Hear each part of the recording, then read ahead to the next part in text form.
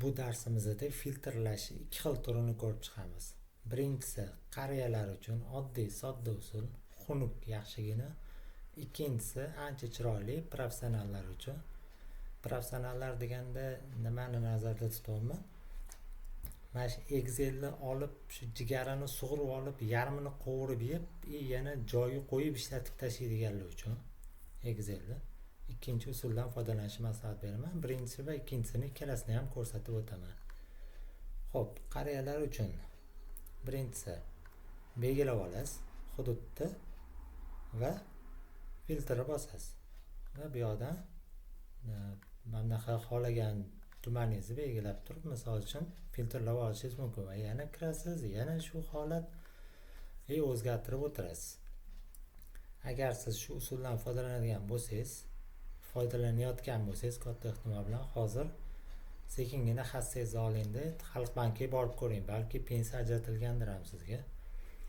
Xo'p, endi ikkinchisi professionallar uchun belgilab olamiz. Birinchi bo'lib любой joyiga qo'yamiz, xohlagan joyimizga qo'yamiz.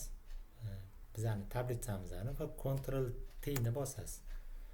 Va tablitsada mana belgilangan bo'lsa, tayyor. Unda tablitsada zagolovka bor deb bitik qo'yib qo'yasizlar. Va OK bosasizlar.